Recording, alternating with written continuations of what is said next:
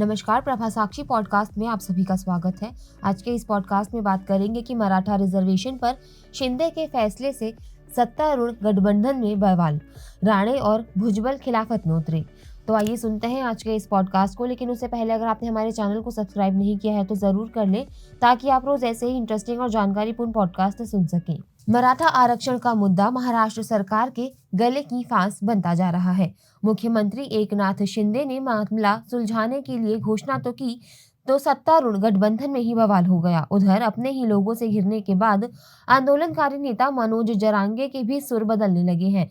जहां तक महाराष्ट्र के सत्तारूढ़ गठबंधन में उपजे अंतर्विरोध की बात है, तो आपको बता दें कि केंद्रीय मंत्री और भाजपा के वरिष्ठ नेता नारायण राणे ने राज्य सरकार के फैसले को गलत बताते हुए सोशल मीडिया पर पोस्ट डाल दी है। तो वहीं राज्य गठबंधन में शामिल राष्ट्रवादी कांग्रेस पार्टी के नेता और महाराष्ट्र सरकार में कैबिनेट मंत्री छगन भुजबल ने भी इस फैसले के खिलाफ उतरते हुए विरोध प्रदर्शन करने की घोषणा कर दी है। हम आपको बता दें कि महाराष्ट्र सरकार में मंत्री और अन्य पिछड़ा वर्ग नेता छगन भुजबल ने कहा है कि मराठा आरक्षण के संबंध में राज्य सरकार के फैसले के खिलाफ 1 फरवरी को विधायकों, सांसदों और तहसीलदारों के आवासों के बाहर विरोध प्रदर्शन किया जाएगा।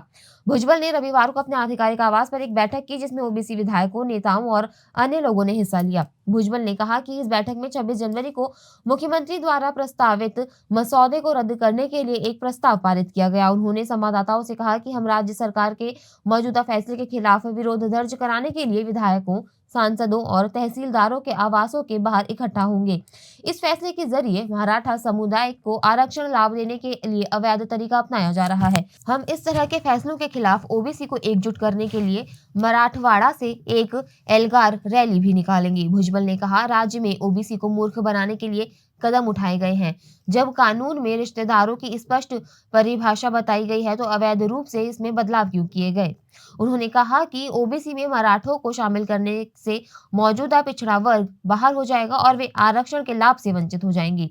वहीं केंद्रीय मंत्री नारायण राणे ने कहा कि वह महाराष्ट्र सरकार के उस फैसले से सहमत नहीं है, जिसमें कहा गया है कि जब तक मराठों को आरक्षण नहीं मिल जाता, तब तक उन्हें ओबीसी को मिल रहे सभी लाभ मिलेंगे। राज्य के पूर्व मुख्यमंत्री राणे ने एक्स पर एक पोस्ट में कहा कि अन्य पिछड़ा वर्ग में अतिक्रमण होगा और इससे महाराष्ट्र में अशांति फैल सकती है। राणे ने एक्स पर एक पोस्ट में कहा कि वह राज्य सरकार के फैसले को तथा आरक्षण के संबंध में मराठा समुदाय को उसके द्वारा दिए गए आश्वासन को मंजूर नहीं करते हैं। उन्होंने कहा, इससे ऐतिहासिक विरासत वाले मराठा समुदाय का दमन होगा और यह अन्य पिछड़े समुदायों में भी अतिक्रमण होगा। उन्होंने कहा, इससे राज्य में अशांति फैलेगी। उन्होंने कहा कि वह आज भी इस मुद्दे पर बोलेंगे। वहीं महाराष्ट्र के उप मुख्यमंत्री देवेंद्र फडणवीस ने आश्वासन देते हुए कहा कि ओबीसी को डरने की जरूरत नहीं है, उनके साथ कोई नाइंसाफी नहीं होगी।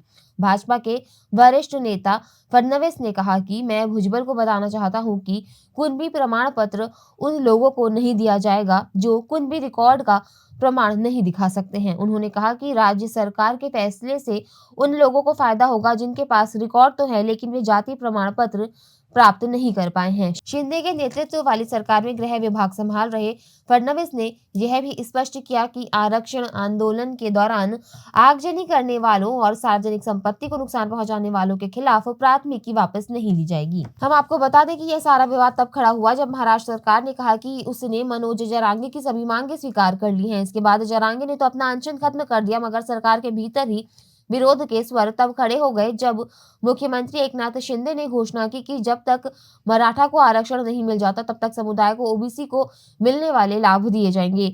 शिंदे सरकार ने मराठा समुदाय के उन सभी रक्त संबंधियों को कुणबी के रूप में मान्यता देने के लिए एक अधिसूचना भी जारी की जिनके कुणबी जाति के रिकॉर्ड पाए गए हैं। हम आपको बता दें कि कृषक समुदाय कुणबी राज्य में ओबीसी समूह का हिस्सा है। दूसरी ओर मराठा आरक्षण कार्यकर्ता मनोज जरांगे ने कहा है कि जब तक समुदाय के सदस्यों को महाराष्ट्र सरकार की प्रस्तावित अधिसूचना के तहत लाभ मिलना शुरू नहीं हो जाता है, तब तक उनका आंदोलन जारी रहेगा।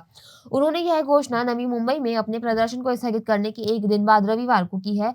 हम आपको बता दें कि अनशन समाप्त करने के बाद से मनोज जरांगे को कुछ वर्गों की आलोचना का सामना करना पड़ रहा है। आलोचकों का दावा है कि राज्य सरकार ने जरांगे को केवल एक मसौदे प्रस्ताव दिया था, न कि औपचारिक अधिसूचना।